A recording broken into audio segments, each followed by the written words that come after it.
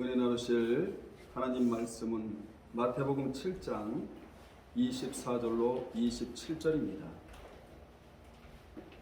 그러므로 누구든지 나의 이 말을 듣고 행하는 자는 그 집을 반석 위에 지은 지혜로운 사람 같으리니 비가 내리고 창수가 나고 바람이 불어 그 집에 부딪히되 무너지지 아니하나니 이는 주초를 반석 위에 놓은 까닭이요 나의 이 말을 듣고 행하지 아니하는 자는 그 집을 모래 위에 지은 어리석은 사람 같으리니. 아멘. 이 시간에는 지혜로운 건축자라는 제목으로 은혜 나누겠습니다. 무슨 건축자라고요? 지혜로운 건축자라는 제목인데, 본문은 지혜로운 건축자와 어리석은 건축자에 대한 말씀입니다. 두 건축자가 있다는 것이죠. 성공적인 신앙의 집과 인생의 집을 지으라는 교훈을 주고 있는 말씀이 본문입니다. 우리는 두 집을 지어야 하는데, 하나는 신앙의 집이고 또 하나는 인생의 집입니다.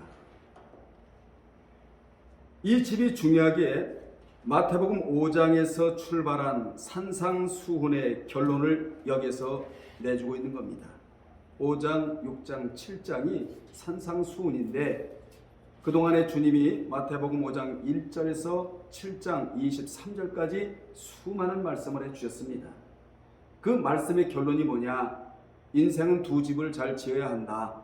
하나는 먼저 신앙적인 집을 잘 지어야 하고, 두 번째로는 인생의 집을 잘 지어야 한다라는 교훈의 말씀을 여기서 결론을 내주고 있는 것이에요. 그러니 이 말씀이 우리에게 얼마나 중요하다는 것을 여러분 오늘 인식을 해야 합니다.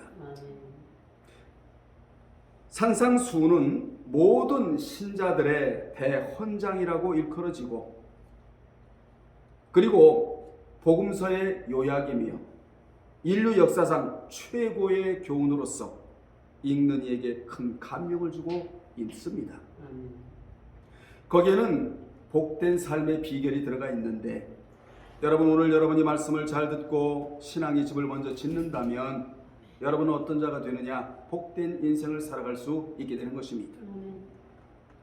산상수훈의 내용 중에는 예수님께서 들의 백합화와 함께 공중의 새를 예로 드신 교훈의 핵심이 들어가 있는데, 그것은 인생이 먹고 입는 일에만 몰두하여 염려 가운데 살지 말고, 너희는 먼저 그의 나라와 그 의를 추구하고 옳은 행실을 하며 살면 의식주 문제는 너희가 구할 품목이 아니라 주님께서 보너스로 주시는데, 이 보너스가 적게는 30배요, 그리고 60배요, 그리고 100배까지 보너스를 주시겠다고 보너스의 프로테이지를 주님이 알려주셨습니다.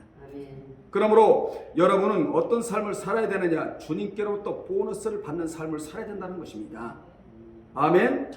여기서 중요한 것은 산상수훈에서의 그 교훈 중에 참된 신앙의 근본 원리를 정확하게 깨닫고 오늘 주님이 주시는 이 말씀대로 여러분이 삶을 살게 될 때 복된 인생을 살아갈 수 있다는 그 비결의 말씀이 오늘 본문에 그대로 나오고 있다는 것입니다. 그리고 또 놓치지 말아야 할 것은 산상수훈의 말씀을 하시기 전에 먼저 허다한 무리가 따랐어요. 육신의 무리 보리떡쟁이가 따랐는데, 그들이 따르자 그들을 뒤로 하고 주님이 산에 올라가셔서 말씀을 가르치기 이전에 제자들이 말씀을 사모하여 주님을 따르니까 드디어 입을 열어 가르쳐 말씀하셨는데, 그 말씀의 내용이 뭐냐? 성공적인 신앙의 집과 인생의 집을 지으라는 것입니다. 여러분, 이 집을 어떻게 지어야 되느냐? 견고하게 지으라는 거예요. 그렇다면 너희의 인생이 복된 인생이 될 것이다. 이 교훈을 주시고자 마태오 5장 1절에서 시작을 하셔서 7장 23절까지 길게 말씀하셨다는 그런 내용이 바로 오늘 여러분이 본받아야 할 교훈인 것입니다. 1995년 한국에서는 전 세계를 집중시키는 사건이 하나 터집니다. 그것은 바로 삼풍백화점 붕괴 참사였습니다. A동 5층 식당부 바닥이 가라앉으면서 전층 바닥판 하중이 인접 기둥으로 추가로 전달되었고, 연쇄적인 전단 파괴가 발생하여 백화점 전체가 붕괴되는 엄청난 사건이 발생합니다. 그날 무려 500여 명의 사상자의 부상자만 900명으로 세계 10대 참사에 기록될 만큼 엄청난 사건이 벌어집니다. 백화점이 붕괴된 후 며칠 동안 온 국민은 매스컴의 촉각에 곤두세워야 했고, 붕괴 사고로 매몰된 그곳에서 한 사람이라도 더 살리려고, 더 살아서 나오기를 간절히 온 국민이 염원하였습니다. 교회 다니는 분들은 기도로, 세상 사람들은 염원으로 한 사람이라도 거기에서 더 나오기를 간절히 기도하고 염원했던 사건을 우리는 기억을 하고 있습니다. 뿐만 아니라 1994년 10월 21일 성수대교가 붕괴되어 17명이 다치고 32명의 사망자를 내게 됩니다. 사고 당시 차량 중 승합차엔 제49주년 경찰의 날 맞아 우수 중대로 선정되어 표창을 받기 위해 본대로 들어가던 의경들이, 경찰들이 타고 있었는데, 이들은 한 사람이라도 더 살리고자 물속에서 허우적대는 사람을 건져내는 구조 작업을 하게 됩니다. 그래서 더 이상 사망자를 내지를 않았다는 것을 우리는 이미 기억을 하고, 지금도 기억 못하지만 그전에는 기억을 하고 있었다, 그 말이죠. 이런 엄청난 사고가 일어난 원인이 무엇이냐는 거예요. 한마디로 말하면 부실공사였다, 그 말입니다. 여러분, 우리의 신앙생활에도 이 부실공사가 있다는 것입니다. 그래서 본문에 보면 지혜로운 자가 어떤 집을 짓고 어리석은 자가 어떤 집을 짓느냐에 대한 답을 제시해주고 있는 거예요. 백화점 건물을 세운 땅은 기초가 든든하지 못했고, 건물의 하점을 지탱하는 기둥은 약했으며, 안에 들어가야 할 철근과 재료들은 기준에 미달된 양과 또한 좋지 못한 재료들을 썼기 때문에 한순간에 무너지고 말았던 것입니다. 만약 시간이 더 들고 돈이 더 들더라도 충실히 공사를 했더라면, 부실 공사를 하지 않았더라면 이런 대참사는 생겨나지 않았을 것입니다. 여기서 우리는 중요한 교훈을 깨달아야 합니다. 그것은 건물이든 우리의 신앙의 집이든 인생의 집이든 간에 부실 공사를 하면 무너지고 만다라는 거예요. 이 세상에서 제일 안타까운 건 무엇이죠? 신앙이 무너지는 거예요. 신앙은 세워야 하지 절대로 신앙이 무너져서는 안 되는 것입니다. 집을 짓는데 핵심 재료는 철근이듯이 신앙의 집을 짓는 데 있어서도 핵심 재료가 필요한데, 그것이 뭐냐? 말씀이에요. 아멘. 그 외에 세 가지가 더 추가가 돼야 되는데, 믿음과 사랑과 소망이 추가가 되면 신앙의 집을 짓는 데 있어서 이 재료가 골고루 분포되기 때문에 신앙이 무너지지를 않아요. 여러분, 신앙의 집을 말씀으로 짓지 않으면 신앙이 부실해져요. 그리고 미달된 신앙이 돼서 신앙에 건달이 되고 마는 것입니다. 이것을 이름하여 영적인 건달이라고 말을 해요. 영적인 건달이 되게 되면 신령과 진정으로 하나님 앞에 예배드리지 않습니다. 그리고 의식적이고 형식적인 예배를 드릴 수밖에 없다라는 것입니다. 그러한 자들의 특징이 뭔 줄 아십니까? 세상의 마음을 뺏기고 있다는 거예요. 우리는 주님에게 마음을 드리고 살아야지. 아멘. 세상의 마음 뺏겨서는 안 돼요. 세상을 벗어날 수는 없지만은 세상 사람과 우리가 대화를 하고 몸은 섞여 살지언정 마음까지 섞여 살면 안 되고, 우리는 하나님에게 마음을 드리고 살아야 될 자들이다. 이걸 교제라고 말합니다. 하나님은 하나님과 친밀한 자로 하여금 교제하기를 원하신다는 것입니다. 여러분은 하나님하고 교제하고 살아가시는 분들이 되시기를 바랍니다. 우리 모두는 신앙이 정착이 되어야 됩니다. 그렇지 않으면 마치 물 위에 떠다니는 풀병초 같아요. 여러분, 이 세상에는 두 부류가 살아가는데 한 부류는 변화된 부류이고 또 한 부류는 변화된 척하는 부류예요. 다시 말하면 예수를 올바로 믿는 부류가 있고 믿는 척하는 부류가 있다는 것입니다. 여러분, 변화된 부류는 자신을 주께 드리려고 하고 변화된 척하는 부류는 변질될 가능성이 농후해요. 우리 하나님은 변화된 자하고 함께 손을 잡고 일하시기를 원하십니다. 아멘. 하나님은 변질된 자하고는 절대로 일하시지를 않아요. 그래서 우리는 변화되지 않는 요소들을 제하여버리고 오늘 말씀으로 우리 모두 변화되는 쪽으로 가야 될 줄로 믿습니다. 여러분, 세상과 철학과 학문은 나를 변화시켜 줄 수가 없습니다. 오직 교회에서만 나를 변화시켜 줄 수 있다는 것이에요. 아멘. 그러므로 교회는 어떤 곳이냐? 여러분을 양육시키고 무엇으로? 말씀으로 아멘. 변화시키는 위대한 어머니와 같은 곳이 바로 교회인 것입니다. 아멘. 오늘 본문에 다시 보게 되면은 인생의 성패를 집지는 것에 비유하고 있는데 세상의 어떤 풍파와 시련 속에서도 흔들리지 아니하고 아멘. 쓰러지지 않는 견고한 신앙의 집을 짓고 성공적인 인생이 되라는 교훈을 우리는 받아야 됩니다. 아멘. 그러면 지혜로운 건축자가 되려면 어떻게 집을 지어야 하느냐? 첫째, 바른 기초 위에 세워야 한다는 것입니다. 아멘. 성공적인 건축을 결정짓는 첫 번째 요소는 바른 기초에 있는 것이에요. 신앙의 기초는 모래가 아니에요. 반석입니다. 이 반석을 페트라, 따라합시다. 페트라. 반석을 페트라라고 하는데 이는 편편하고 큰 돌, 아주 넓고 편편하고 큰 돌, 상징적으로 보호자요. 그리고 피난처가 되신 우리 하나님 뿐만 아니라 구원의 확고부동한 기초가 되신 예수 그리스도를 가리킵니다. 무엇이요? 페트라 반석이. 그래서 이 반석은 넓어요. 그리고 견고해요. 그리고 이 반석은 움직이지를 않아요. 여러분의 믿음이 움직이지 말아야 된다는 교훈을 우리가 먼저 받아야 합니다. 아멘.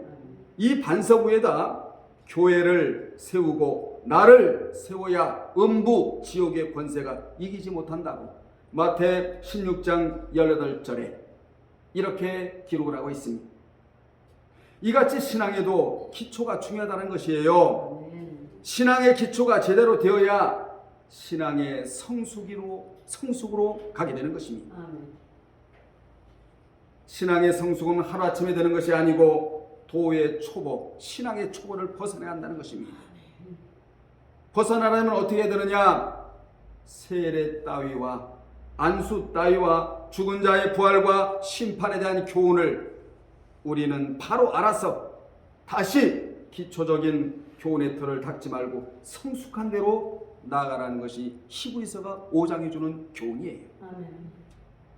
이렇게 나아가야 할 일이 많은데도 우리는 아직도 이 주일 지키는 문제, 이게 해결이 안 되고 도의 초보에 매달려 있는 실정이니 하나님 보시기에 얼마나 하나님이 답답하시겠습니까?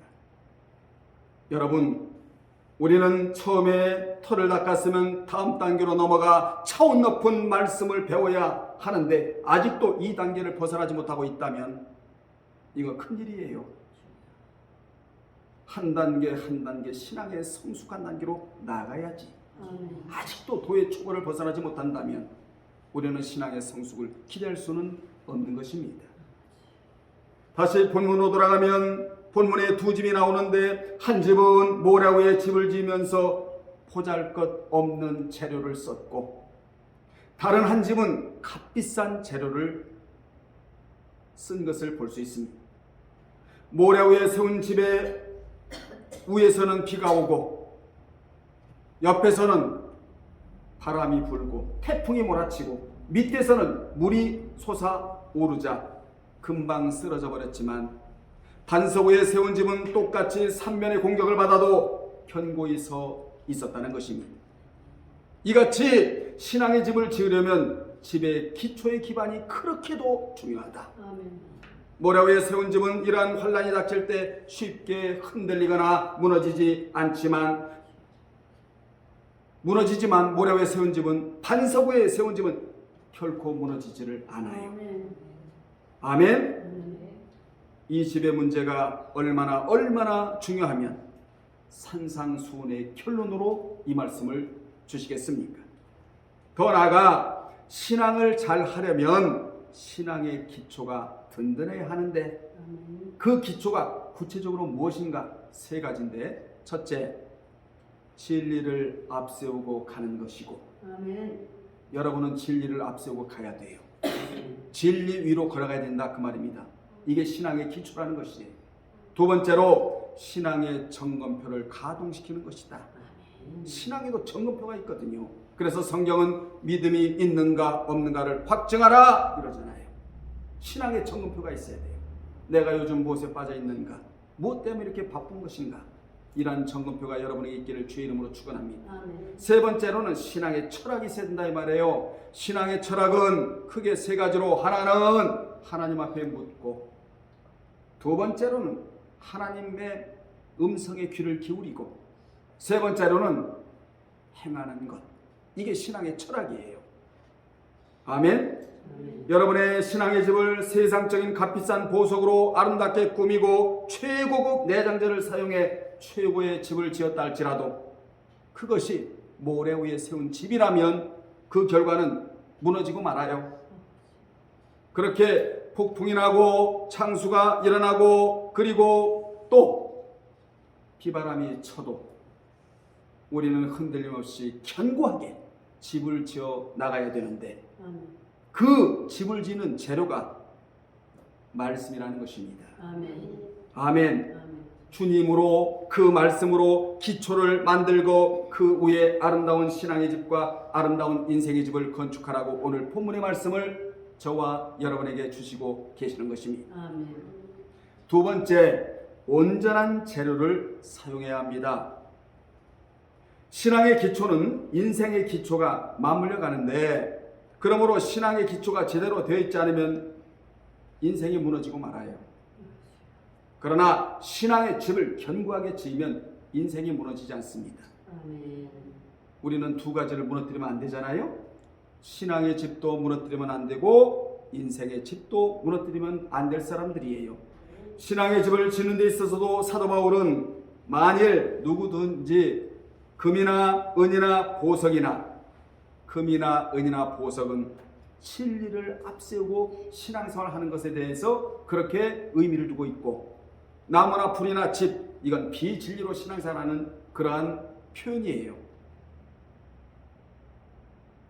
이 두 가지, 은이나 금이나 보석이나 나무나 풀이나 집이나 이것으로 터 위에 세우면 각각 공력이 나타날 터인데, 공력은 엘곤, 하나님 앞에 한 일을 얘기하고 있는 거예요. 일이 나타날 터인데 그날이 그 공력을 밝히리니 이는 불로 나타내고 그 불이 각 사람의 공력이 어떠한 것을 시험할 것임이라고 고린도전서 3장 12절로 13절에서.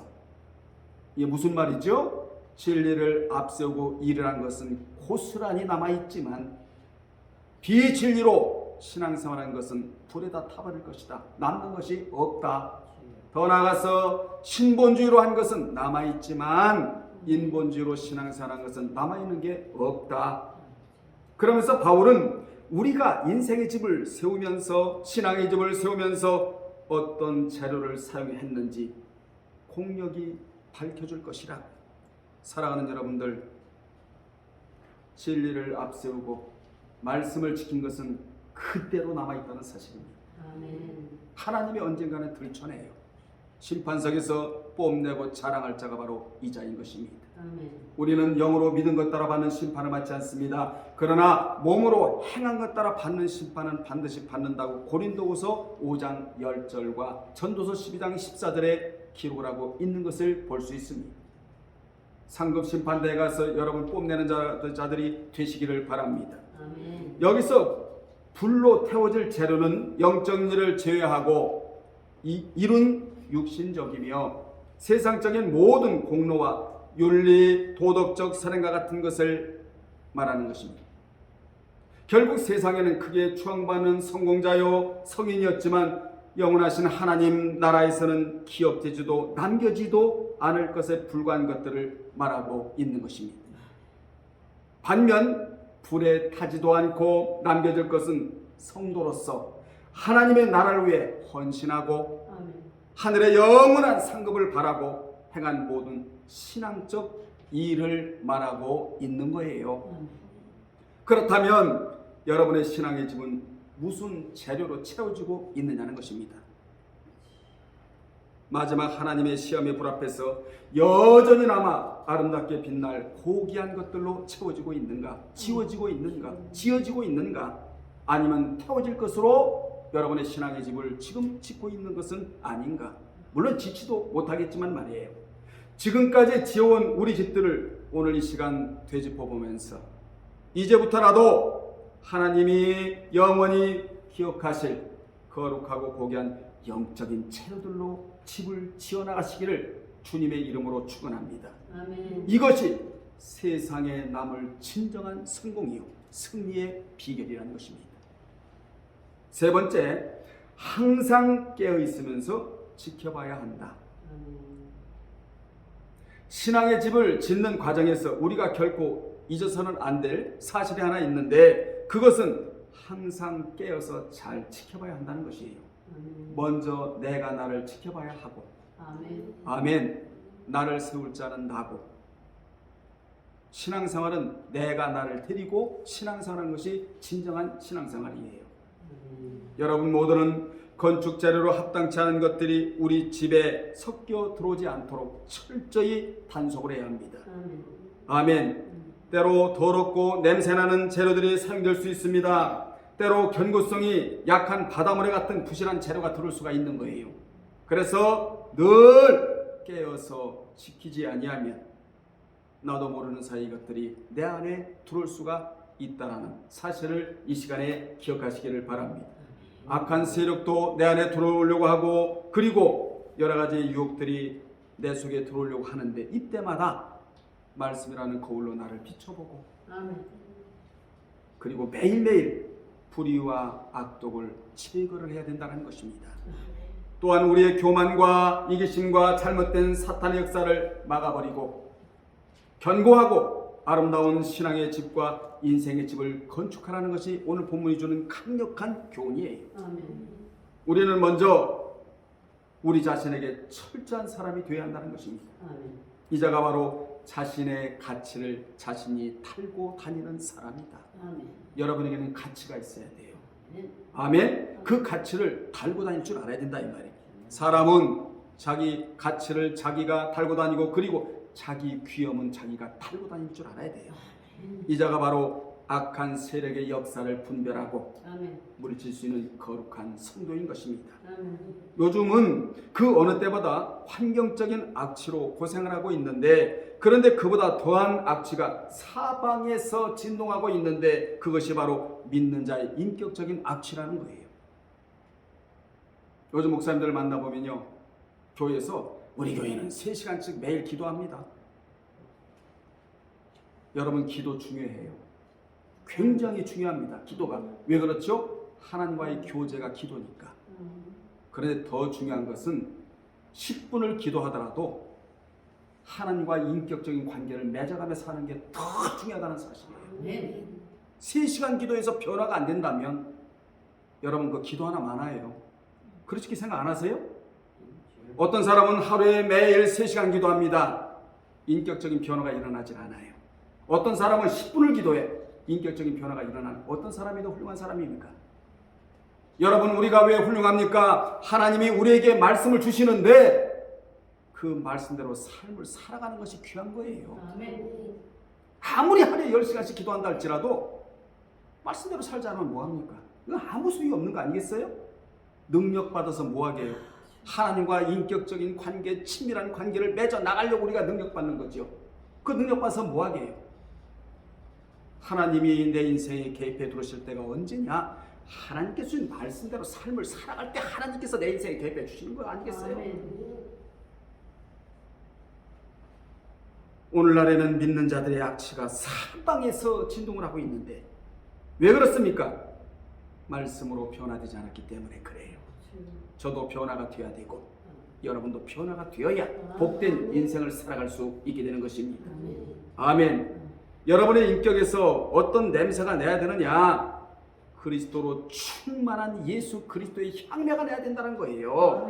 여러분, 이런 무슨 말이 있잖아요. 중국 사람들에게는 양파 냄새가 나고 인도 사람에게는 카레 냄새가 나며, 그리고 필리핀 사람들에게는 바나나 냄새가 나고 우리 한국 사람들에게는 마늘 냄새가 난다, 이런 말을 해요.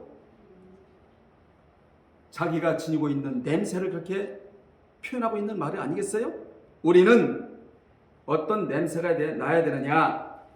예수 그리스도의 말씀으로 충만하여 그 충만이 향내로 진동하는 냄새를 내야 한다는 것입니다.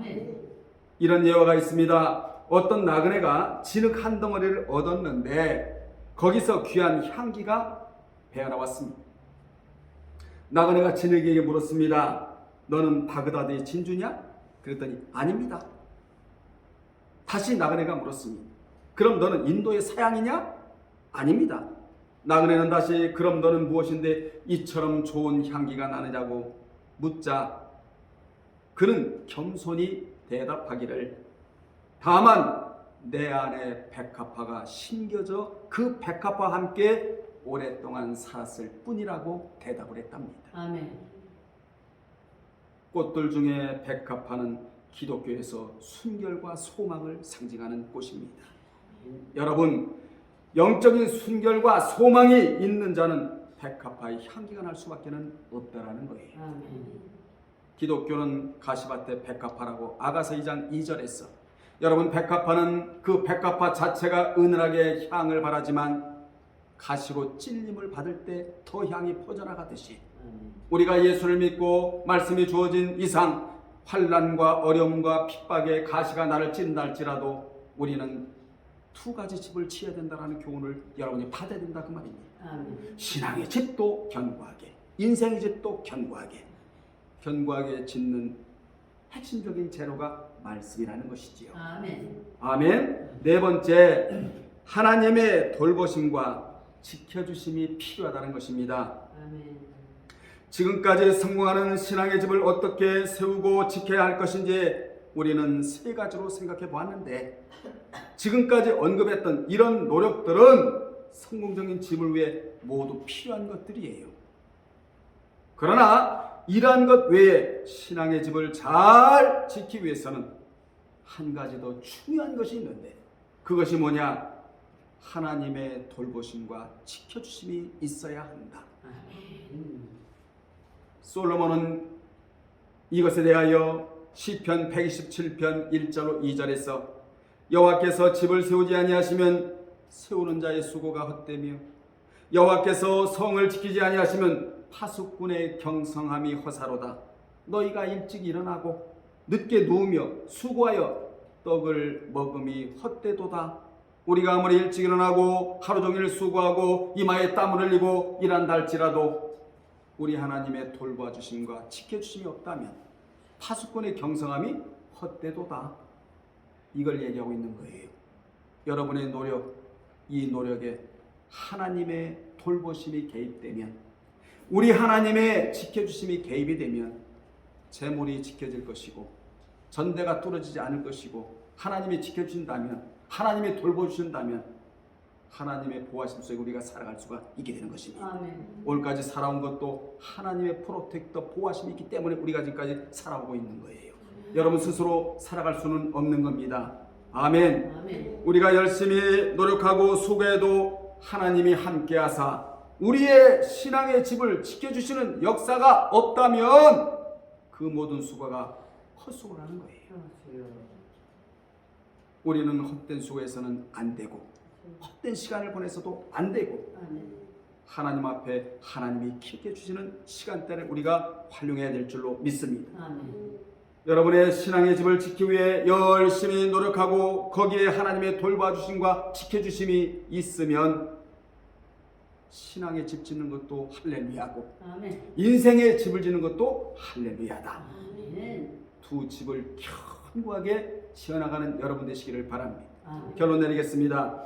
우리가 신앙의 집과 인생의 집을 잘 지어 성공적인 인생이 되기 위해서는 바른 기초 위에 세워야 하고, 아멘. 온전한 재료를 사용해야 하고, 최고의 재료는 성경 66권이 최고의 재료예요. 그리고 항상 깨어 있으면서 나를 지켜봐야 하고, 내가 지금 어디로 가는지, 누구를 만나는지, 혹시나 마귀와 짝하고 있지는 않은지, 성령과 교제하고 있는가, 나를 항상 내가 지켜봐야 된다는 거예요. 아멘. 그리고 뭐가 있어야 된다고요? 마지막에 하나님의 돌보아 주심과 지켜주심이 있어야 한다. 즉 하나님의 축복하심이 우리에게 필요하다는 것입니다. 여러분, 하늘에서는 은혜와 평강이 내려오고, 아멘, 땅에서는 소산이 올라와야 우리가 살아갈 수 있게 되는 것이거든요. 그래서 하나님의 축복하심이 없으면 우리는 살아갈 길이 없다 이 말이에요. 오늘 이후부터 하나님의 축복하심이 여러분에게 있기를 주의 이름으로 축원합니다. 여러분은 성공하는 인생을 위해 올바른 기초의 집을 건축하는 성도들이 되어야 합니다. 아멘. 마지막 날에 불에 타 없어질 공력이 아니라 불 속에서도, 세상이라는 불 속에서도 남아있는 럼넨트, 남아있는 말씀을 부여잡고 남아있는 교회, 남아있는 여러분들이 되어야 해요. 아멘. 남아있는 교회가 우리 예일교회가 되어야 하고, 저도 남아있어야 되고 여러분도 남아있어야 된다. 마지막 때는 남아있는 자가 적대예요. 여러분, 마지막 때는 믿음 있는 자를 보지를 못한다는 거예요. 이게 마지막 때를 살아가고 있다 이 말이에요. 우리 모두는 마지막 날에 불타 없어질 공력이 아니라 하나님 앞에 그대로 아름답게 남아있는 공력들을 많이 여러분들이 산출해 나가야 합니다. 아멘. 말씀을 마치면서 우리에게는 두 가지 집이 있다. 하나는 신앙의 집이 있고 또 하나는 인생의 집이 있는데, 먼저 신앙의 집을 견고하게 세우고자 하는 자에게는 인생의 집이 견고히 설 수가 있다는 것입니다. 두 가지 집을 말씀이라는 재료로 잘 건축해 나가는 여러분이 되시기를 주의 이름으로 축원합니다. 기도하겠습니다. 하나님 아버지, 우리 앞에는 두 가지 집이 있습니다. 주님이 먼저 신앙의 집을 견고하게 짓고 그 견고성에 따라 인생의 집도 견고하게 지을 수 있다고 하셨습니다.